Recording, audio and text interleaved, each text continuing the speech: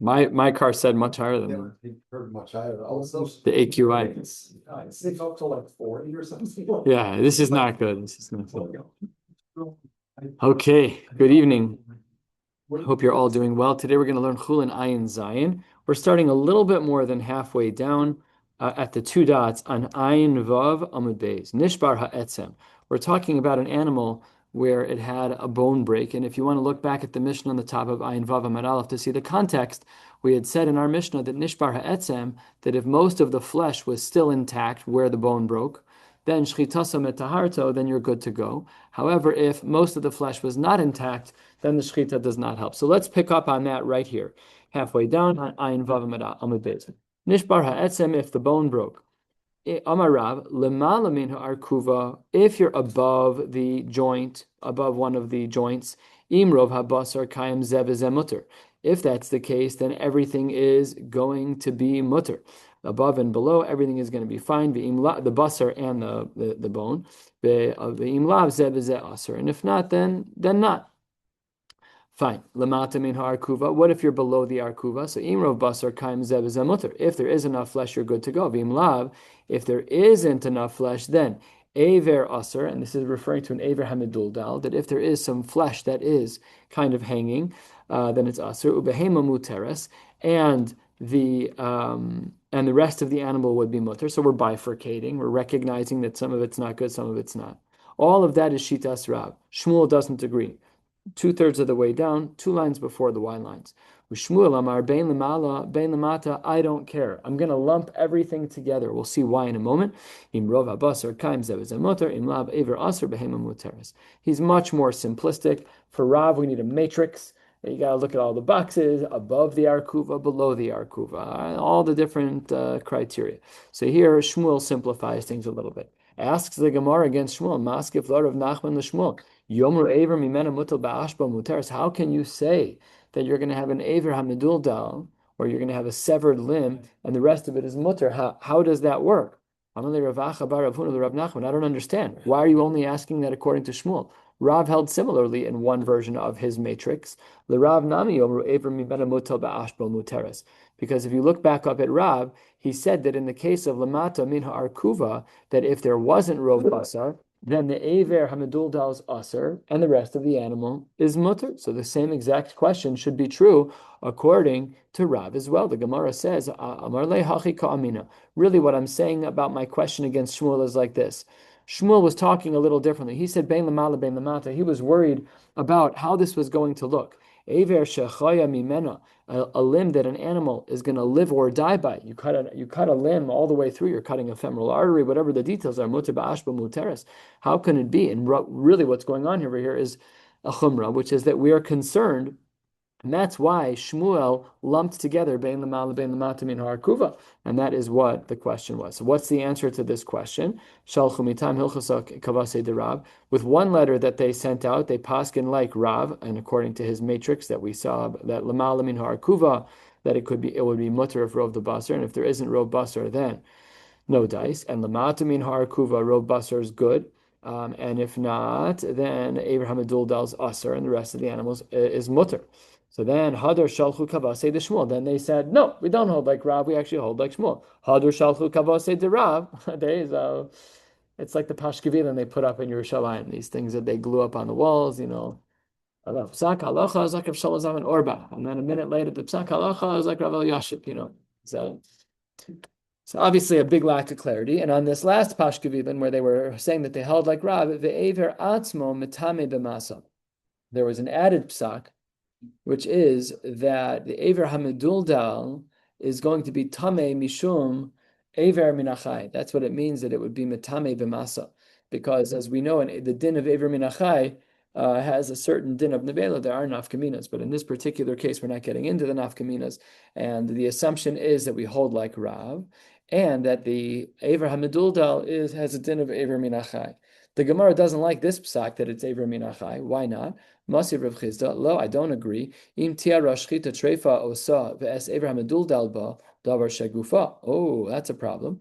We see over here in this line of Rav Chizda, that's actually a quote from a prior Gemara in Ayin Gimel, that the Ever Hamedul dal is mutter. Tataras ubar davar she'ena gufa. We're not going to get into the svara that we saw there, but the point is that in the first half of this line, we see that the Ever Hamedul dal is not metame tumas Ever Minachai. So Meichatesi that even if we held like Rav, why would we say that the Ever Hamedul dal is going to be tamei mishum Ever Minachai? That's not what the Brisa says on Ayin Gimel. Amar le Rabba. Rabba says Hadure apirche lamalach.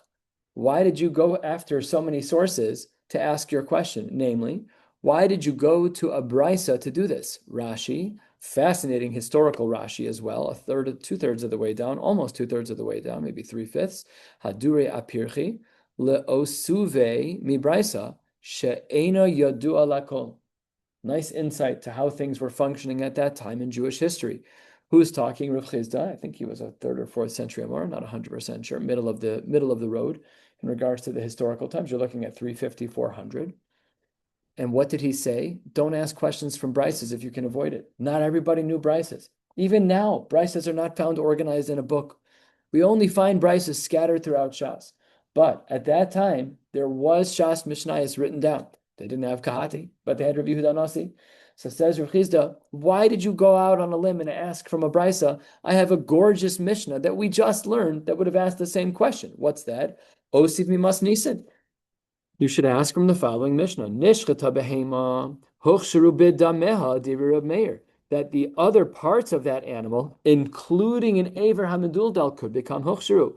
So therefore, we see from Shitas Reb Meir that the Ever Hamedul dal is not Ever Minachai if it's hochshar, and therefore kasha again on the way we presented Rav, where when it says earlier Hadur Shalchu Kavase Rav Ever Atzma Mitame B'Masa, that's not necessarily true. Reb Shimon Omer Lo Hochsharu, he is the countering opinion, but we have our question from Rav Meir. So the Gemara says you can't do that. Amar Le Masnisen, when we talk about our Mishnah where it said Nishchata Behema Hochsharu B'Damad Reb Meir, Ika Lidchuye, that's easy to push away. Kididachina, that was something that we pushed away already. Because when we're just talking about basar, that's one thing. But when the basar was medul dal, it's not the aver itself. So we're talking about different things. Maybe we don't say that the aver medul dal is aver minachai. But the brisa is, in fact, a better source. So the Gemara then says, Ki salik Reb Zera, that when Reb Zera made aliyah, he saw that he was talking about this exact topic about the Ever Hamedul dal. Amar Le, he says, Yeyasher. Rav Zera says, Givaldik, you're saying good. You're saying good that you shouldn't ask from the Mishnah because the Mishnah we were able to be docha. V'chein tirgama Aryoch beBavel. So said the Lion of Bavel. Aryoch Manu. Who is the Aryoch? Says the Gemara, Shmuel. We're about 12 lines from the bottom on Ayin Vav Amud Beis. So says the Gemara, that can't be. You can't say that this is like Shmuel. Does everyone remember a few lines ago that the first Pashkevilan, they said the halacha is like Rav, and then they switched to Shmuel, and then what does that show you? Rav doesn't agree to Shmuel. So if you have Rav showing up as a psak, and then the Aryoch Shababavel, who Shmuel is saying, yeah, I agree, that's not possible because Shmuel doesn't agree with Rav. So says the Gemara, Miflag Polig, Rav doesn't agree. Says the Gemara, Hadar Be Shmuel, the Gabe de Rav.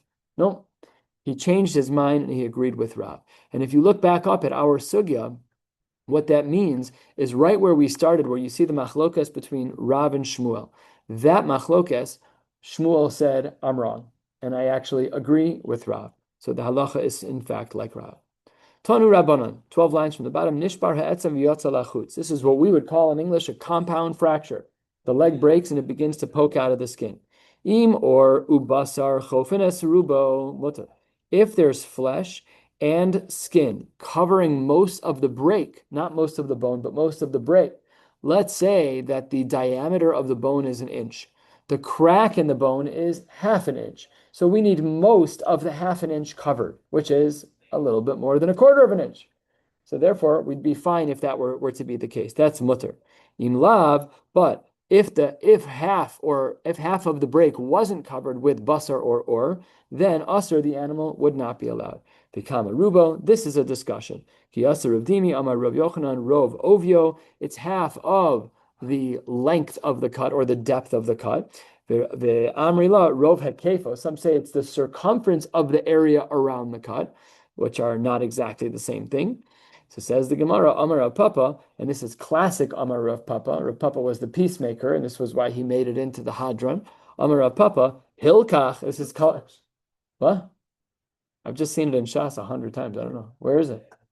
Oh, you were asking if I knew. There's a previous Rav one night. Yeah. Here, and actually Ruben gave a printout with a bunch of them, but I can't. I think I've said it, but I don't remember the. I have the printout. Yeah. I'll go look at it. But he didn't have the source. He couldn't find the source. Oh. I have a feeling it was in one of the Rishonim. I don't think it was in the Gemara. I don't think it was in the Gemara either. Yeah. Later. Okay. Much later, yeah. Sorry. But this is classic Rav Papa, who was the peacemaker. Hilkach, therefore, ba'inan rov obio, uba'inan rov hekefo. We need both. You're right, and you're right. Everybody's right. Everybody's right. So because he was an Ish Shalom, and he tried to bring together the different psukim, in this case, the different psukim of different shitas of Rav Dimi of Rav Yochanan, and within Rav Dimi and Rav Yochanan, this wasn't even a machlokes. It was just two shitas of what he said. Hilkach, therefore, we need both. Amar Ula, Amar Rav Yochanan, or Harehu Kibasar. Now we're deviating. Before we said basar and or. Now we're saying that or alone is basar. What that means is that if there's a part of the body where there is no flesh, but there is or, and there's a broken bone, the or can count as covering the break. I could understand you saying that of can join basar, but that is not really true, because what does our Mishnah say? Deha or u basar katani. So says the Gemara on Ayin Vav Amud Beis, 6 lines from the bottom. Amarle anan or o basar taninan. He says, I have a different version of the brisa. Your brisa says or u basar chofen. My version of the Gemara says or o basar chofen. Therefore, no difference, no reason why we can't say that or alone can't cover the cut. Ika de Amre, some say that this is a little bit different. Amar Ula, Amar Rav Yochanan, or is mitzaref lebasar, like we saw in version number 1. And Amar le Rav Nachman Ula v'leim Amar or mashlim lebasar lechumra. Maybe we should say that it can only be mashlim a little bit at the end, and it's a chumra because you might need more material. You might need the or as well. Amar le ana uvda yadana. I know a story. So this is why he said that we should be adding in skin. What was the case scenario? There was a story, Hu bar gozla, there was some type of bird, to have a bay Reb Yitzchak, to or mitzaref lebasar haba. In that case of the bird that was in Reb Yitzchak's property, he said that or is mitzaref lebasar, that the or adds on to the basar. So what do we see? That or is mitzaref lebasar. Amar le bar gozla kamris. You're asking about this particular kind of bird. Bar gozla de rakich shiny. When it comes to a bar gozla, their skin is so soft. Everyone agrees the skin is basically flesh. By the way, that's the birds that we eat. Anyway, when I was growing up, southern fried chicken, you kept the skin on. That was that's how you got all the the deep fried hydrogenated oil to stick. What? All the flavors. It's gewaldig, but it was rakich. It was very soft. Masha Enken, as we're soon going to learn about a donkey. The donkey's skin is very rough, not edible anyways, for a host of reasons, but it was very, very thick and inedible. Cow skin is inedible. It's leather. You can't chew through that. That's not, and we don't ever see it actually. I mean, we see it in cloth. We see it in people's talesim, and they're in the Atorah. Someone on Shabbos told me that they're getting a tiger fur from a skin guy who gets skins. He's getting a tiger thing on his Atorah. I was wondering if that's mutter. You have an animal that's tameh on your talis. You're making a broth on the talis. Yeah. I didn't say anything to him other than wow. But I am curious if in fact it's, I don't know, I don't think it's a problem. You're not making a bracha on it, you're making a bracha on the dalit kanfos and the tzitzias. Yeah. I probably shouldn't talk about this in a recording, but let's go. Says the Gemara, Hanhu Gidin Rachin Asu the Kame de Rab. This should be Rava. there was a case of gidin rachin, soft sinews, which were brought in front of Rava. And the question was, do they count as flesh or not? So says the Gemara, Amar Rava, what's the problem? First of all, chada, of course they count as soft enough to be like skin, to be like flesh. When we talk about the korban pesach, and we talk about the sinews that right now are very soft, and in due time they will become hardened. Nimnan alein bepesach. They get to be included when we talk about a korban pesach. As we all know, the korban pesach was always eaten bechabura, and in order to determine how many people were allowed to be in the chabura, there had to be a kazayis per person of edible food on the korban pesach. So that's great. But how did you measure that? Did you include sinews? Did you not include sinews? Did you include skin? Did you not include skin? So Rava's first answer is that Rav Yochanan taught us that the sinews are considered to be an edible part because at this particular age, the animal is very soft. Good. Says the Gemara that that's reason number one. Ve'od haTorah chasa al mamonon shel Yisrael. We don't going to be so strict. Instead of getting 15 guys on one chabura of a korban pesach, it's going to be 10 guys. Now you've increased your demand for animals by 30% because you're being so machmir. We're not about to be so strict on the korban pesach. Fine. Amar le Rab Papa le Rava. First of all, he says Reish ben Lakish. Doesn't even articulate. What does that mean, Reish ben Lakish? Rashi says, Reish Lakish, second line, Poligad le b'psachim. Not everyone agrees that you count the sinews. That's first of all, he says to Rava. So not so quick that everyone agrees to Rav Yochanan that you include the volume of the sinews and the kazayas to determine how many people are allowed to be part of the chabura. No, it's not necessarily true. Reish Lakish doesn't agree. And second of all, v'isura de'oraisa. We're talking about an isur de'oraisa. We're not talking about stam. And if that's true, va'at amris mai lechush lahu. Of course, you should be worried. We're talking about Isuri D'Oraisa. You're chayv koris if you're not yotzei. You're chayv koris if you're not yotzei a korban pesach. And on our side of the conversation, we're discussing whether or not the animal with the broken leg is a treifa or not. These are real things. What do you mean we're being chas on mamon and shal Yisrael? This is no time to be chas on mamon and shal Yisrael on a din D'Oraisa level, unless the Torah is the one that's being chas. But that doesn't seem to be the case. Says the Gemara, Ishtik. Rava didn't have an answer. So Amai Ishtik, why was he quiet? Amar Rava, Hilchasa Kavasi de Reb Shimon ben Lakish Bahani Talas. There are three things that we say that we follow Reish Lakish for, and it's not this halacha of whether or not we count the rachin, the soft sinews, for the Korban Pesach. So why didn't Rava just say that? Just say we don't paskin like Reish Lakish, we paskin like Rav Yochanan. I'm not worried about the din d'oraisa because we don't paskin like Reish Lakish, and therefore because we paskin like Rav Yochanan, the soft sinews in fact are included when determining the volume of how much edible food there is on the Korban Pesach, and therefore in our case as well, when measuring flesh that is still present next to a broken bone, we do include the soft sinews. I'm not worried about the din d'oraisa. We don't paskin like Reish Lakish. Says the Gemara Shani Hacha. Our case is different. The Hadar Bei Rav Yochanan Lagabi the Reish Lakish. Rav Yochanan changed his mind. Rav Yochanan now holds that if you take a look at Rashi, he will articulate this as he always does in his perfect and imitable way. Rashi says 12 lines down, Di Ramaschal Shani Hacha Dehadar Be Rav Yochanan Migidin Harachin. He changed his psak when it comes to soft sinews. What does he say? Ba'amar Kol Midi Zofan Lahakshos Basar Sofa Zlinan. Oh, so that's why Rava couldn't push too hard. Because at the end of the day, remember, he lived 100 years after Rav Yochanan. He knew that Rav Yochanan had changed his mind. And whereas when it comes to the Korban Pesach, it seemed that Rav Yochanan certainly initially held that the sinews were soft enough to be considered to be edible, and therefore they were counted in the volume of meat to calculate the number of Bnei Chabura for the Korban Pesach. He changed his mind.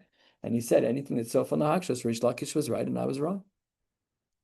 To Amar Le, how do we know that Rav Yochanan ended up capitulating to the Shita of Reish Lakish? Because in another space, he said, Al takniteni b'lashon yachid ani shona osa. He pushed back on Reish Lakish and said, don't bother me, I know what I'm talking about in that other case. Do you see anyone pushing back right now? No. Nobody pushed back when we saw Reish Lakish's opinion, and therefore we see that Rav Yochanan changed his mind. We are on Ayin Zayin Amid Aleph, about 10 lines on. Ahu nishbar ha'etzem v'yatza lachutz.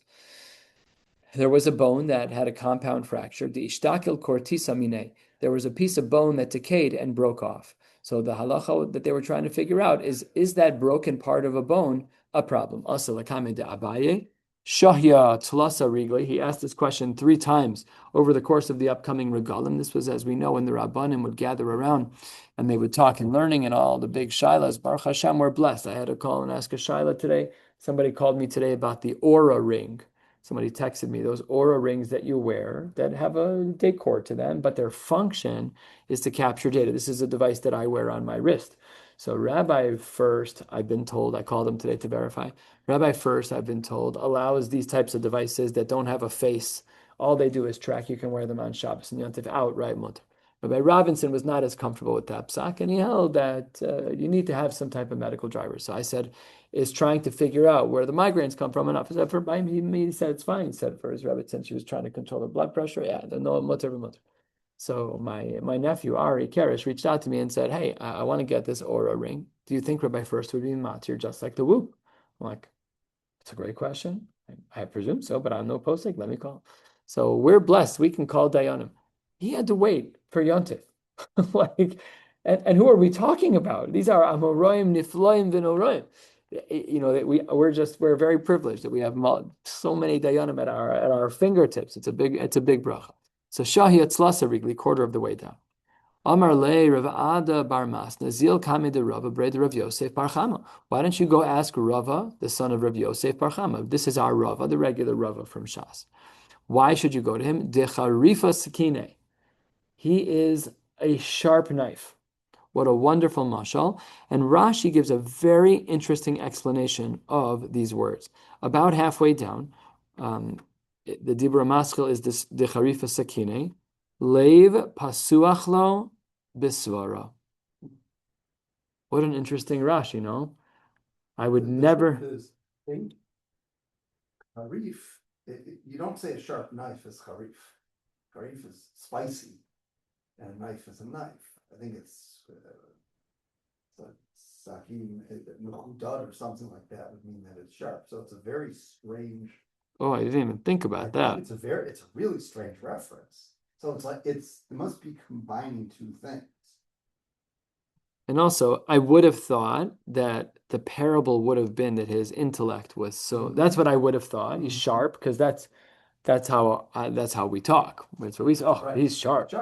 We do use but that's not what he meant. Sharp when it comes to a spice. To a spice, or davar charb. But the way Rashi translates it is that leiv pasuach lo svara, that his heart is open to him in svara.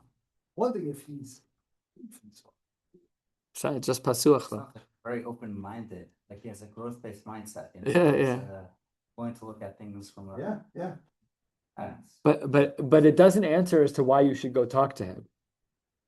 Because the question that we wanted is, what's the psak? You should have told me he's a Oker Harim or he's a Sinai, whatever. You know what it means is he's able to read the spectrum of all possibilities. He's not fixed. He's not he can scan across. So we need like the knife he cut like food with it so that the flavor of all the foods he's cut is the Litvak in the room is writing Chasidish Torah right now. I love that.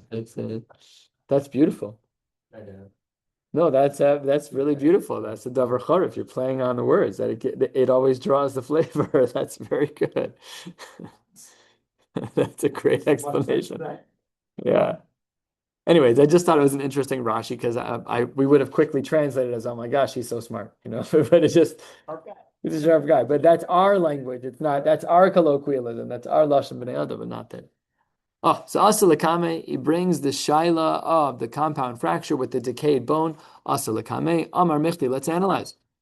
What did the Mishnah say? Nishbaratzam yatza l'chutz tanya. Mali nafal, mali ise. Who cares who cares? What does one thing have to do with the other? Like, okay, so you're missing a little piece of bone. Same rules. Rov yes, not rov no. Very simple. Amar le Ravina le Rava, let's ask a bunch of questions that we'll answer. We'll try to answer. Mislaket mahu. What if the basar underneath was not all in one spot, but you had to kind of be mislaket? It was chunky, choppy basar. It wasn't in every spot, and together it was rov. What if misroses mahu? What if it was a damaged, flattened type of muscle? Mismasmes decayed mahu. Anything that a doctor would paskin, it's time to remove this type of flesh. That's what we call mismasmes. Another question. Nikev mahu, what if the basar had holes in it? Niklaf mahu, what if the basar was peeled in some way? Nistak mahu, what if it was cut through? Nitzal shlisha tachton mahu, what if the lower third had been cut off? Let's see if we can find some answers to this. We're 1/3 of the way down. Just kidding, we're halfway down. Line zayin and aleph to Amar Ula, Amar of Yochanan. Or Hare hu kibasar. Skin is just like basar. So bone without basar, but with skin, is okay. That means that a lot of these problems are not problematic at all. Says the Gemara, I got it. You're quoting from the Gemara we learned earlier. I understand what you're doing, but one thing, Dilma de kana mishcha didei. And what this means is maybe the only time we accept the fact that skin is like basar is when there is no basar under the skin. Let's say by the ankles, right, where there isn't fat on, I'm presuming, there isn't a lot of basar on animals right by the ankles. There's really just skin on bone. And when I was in an anatomy class in college, we had to kind of dissect things and peel the skin off, and we had to do those things. So that made it a little bit difficult, and we saw these scenarios where we were literally peeling straight off of bone. So maybe that's what it meant. Don't know.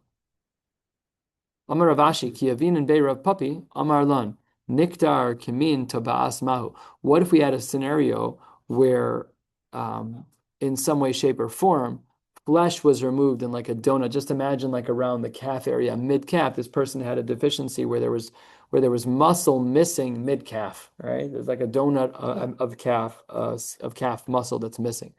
They tried to answer I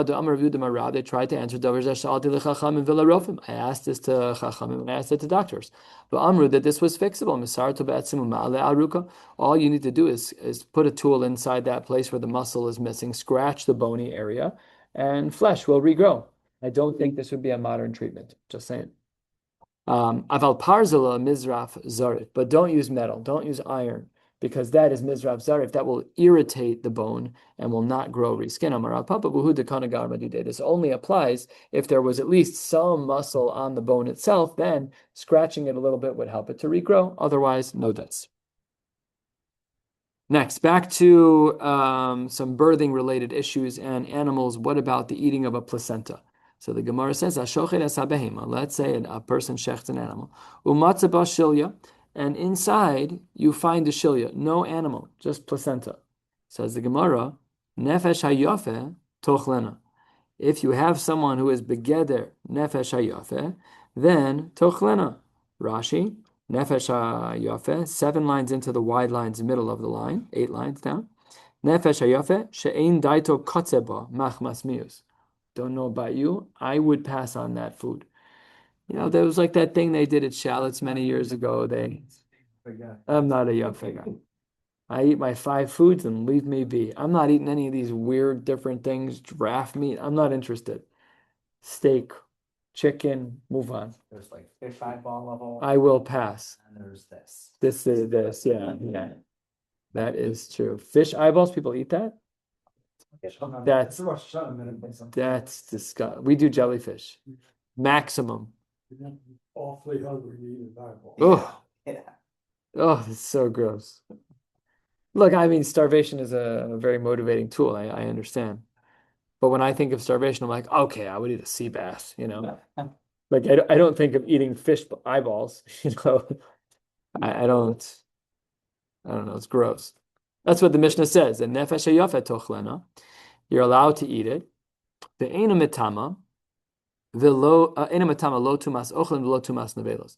It doesn't become tame tumas ochlin because really it isn't a food. It doesn't mean you can't eat it, but it's not a food. We don't view it as flesh, as basar. You get a cut of steak, you have ribs, you have a shoulder cut, rib roast. Yeah, this is not a food. It's just that it's kosher and you're allowed to eat. Fascinating parameter, right? It's mutter to eat, but halacha doesn't view it as a food. They're basically saying it's not considered iver minachah. The mother's still alive. It just gave birth. That was a So, short. yeah, it's shechted already. No. We're going to discuss that case. We're going to discuss that case as well. But that's not this case. So it's not matame tumas ochlin, and as well the lo tumas nivelos. We also don't treat it as a nivela because it's connected to the mom, right? So it's not nivela. It's connected. You shechted the mother first, so you're good to go. However, and this is true of certain foods, certain items, chishev aleha. If you have intent in your mind of calling this a food, then it is subject to tuma. Metama tumas ochlen, aval lo tumas nevelos. It doesn't. Your mindset can't create nevelos, but it can say, "I'm going to eat the food of the shilya," and all of a sudden it becomes subject to tuma.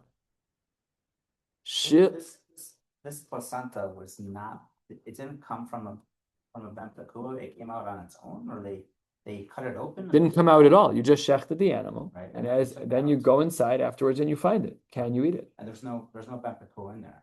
Forget about ben pekua. There's no child in there. This isn't a ben pekua mishnah. This is just a din in the shaliach. Very similar. They're going into the animal in the same area. It is quite similar, but it's being viewed more as an appendage. And we're actually going to analyze in the Gemara whether or not we have to assume ein shilya below vlad, whether or not we assume that placenta by definition means a baby. Where'd the baby go? Yeah, I'm not saying a uterus. I'm saying placenta, right? So like again, something was going on. So we have to see what that is, and we're going to analyze that. A big machlokas amoraim. Oh gosh, I didn't realize how late it was. There's no way we're going to get to where I want it. Okay, let's continue. Shilya shiyatzasa miktsasa. Let's say before shchita, the shilya, the placenta, was partially delivered.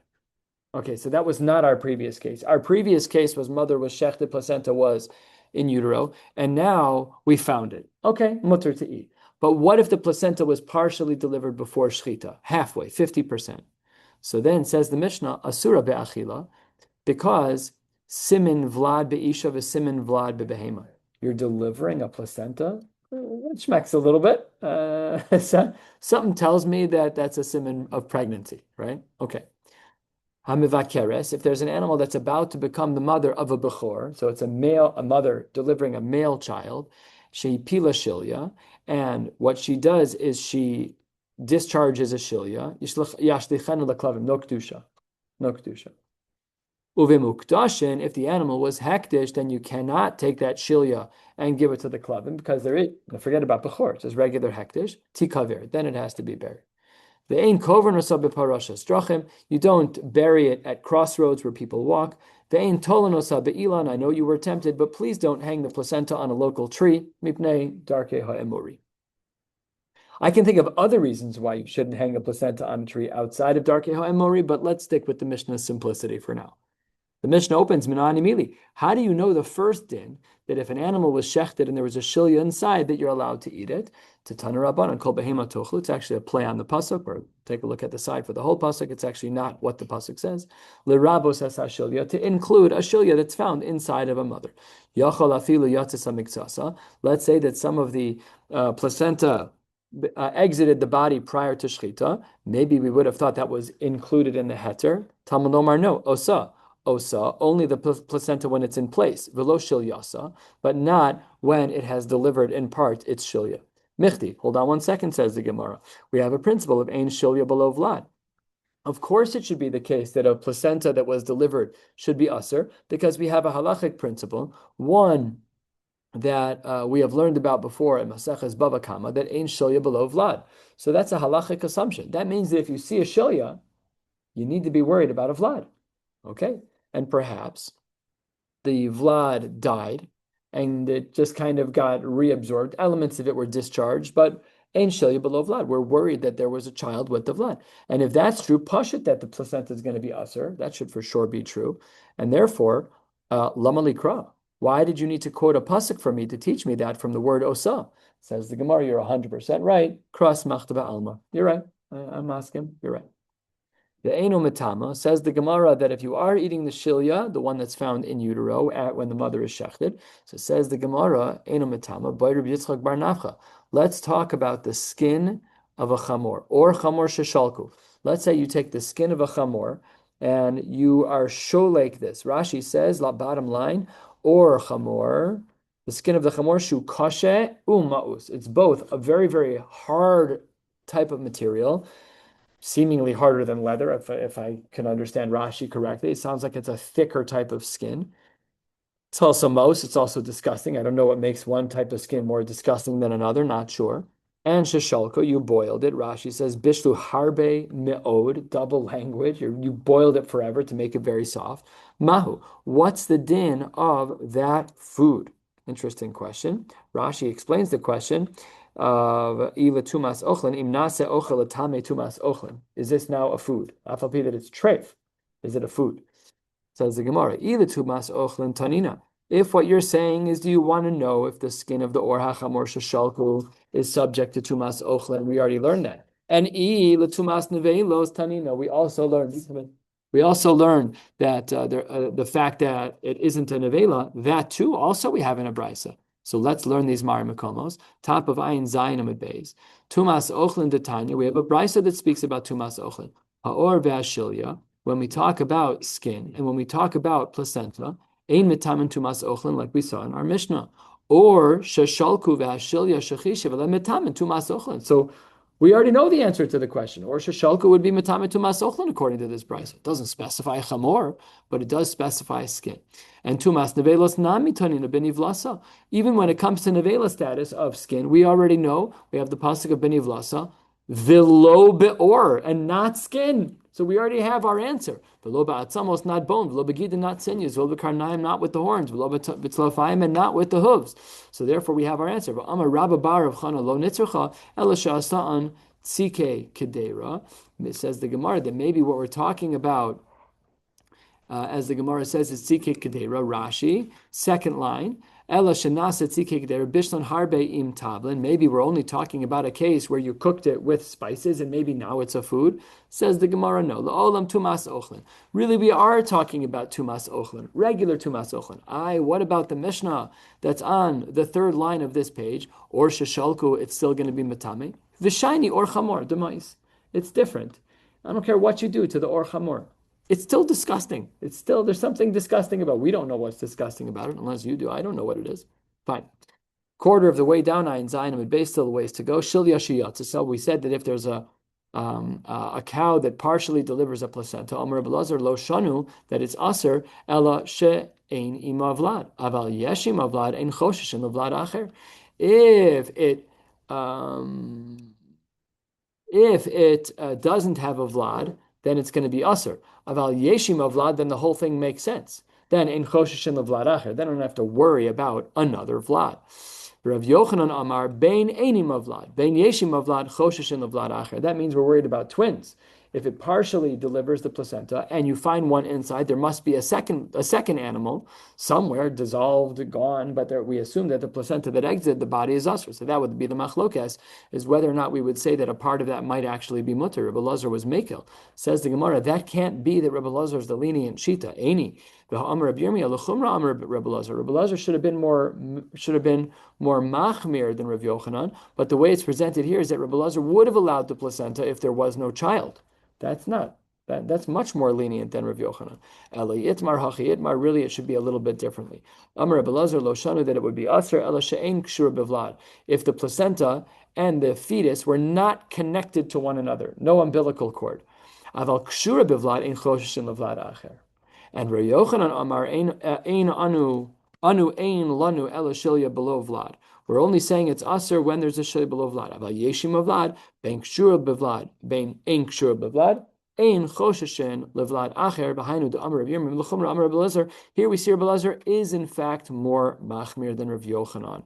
And Tanya Kavasi de Rabbi Lazar. We actually have a brisa that supports this. Let's see. Mir Hashem will make it to the end of the parak. Here's a brisa that supports Rabbi Lazar, who was the more machmir shita. Let's take a look at this. Now we're talking about a woman, a human. If a woman delivers something that looks like a behema or a chaya or a ofra, along with their respective placentas, when the umbilical cord connects the baby to the placenta, no worries at all about another baby, and anything that exits the body is mutter if it's placenta. But if the fetus is not connected by the umbilical cord to the placenta, then we have to worry about a double chumrah. Shani omer shemani moach shvir shel shilya. Maybe the baby dissolved, and shemani mocha shil yaso shel shvir, or for the baby that is there, maybe the placenta disappeared. One way or the other, we have a double concern, and that is more machmir, like the shita of Rebbe Lazar. Our Mishnah spoke about a case where a cow was about to deliver a bechor.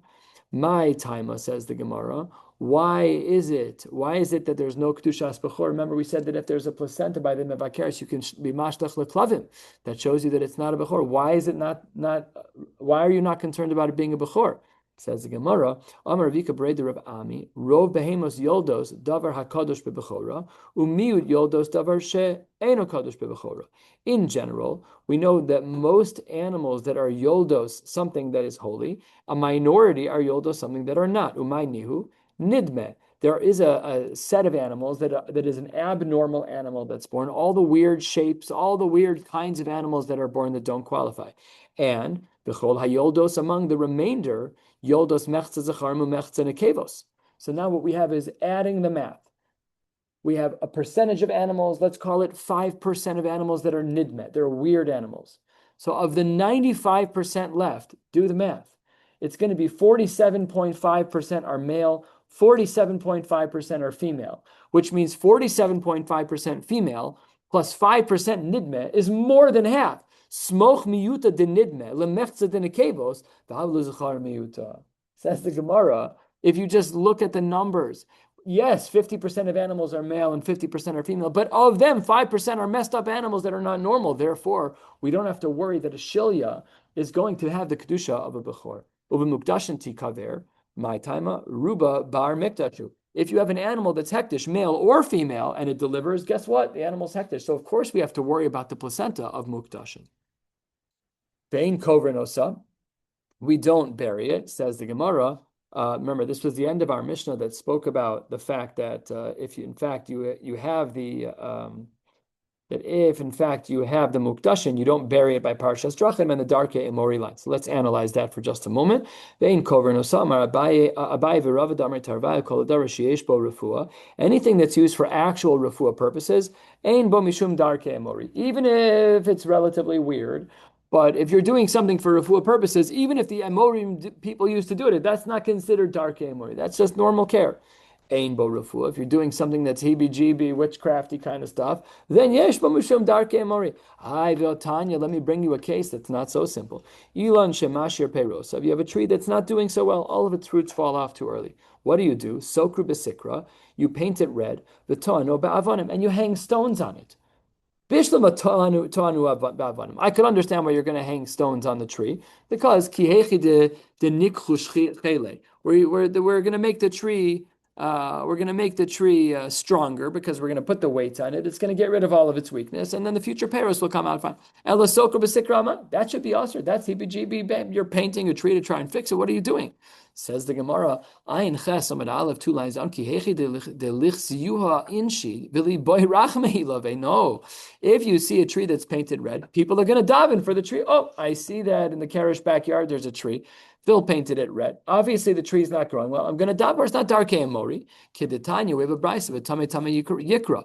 That when, as the pasuk says, we have someone who's a mitzora, he talks about the fact that he's tameh because he wants people to daven for him.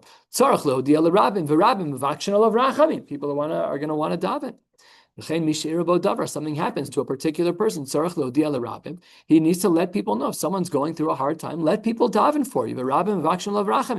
Amaravina, Kiman, Talina, and Kuvsa Bedikla, Kiman, Kihaitana. Who is the one who says that we should hang a cluster of dates on a palm tree that's not growing properly?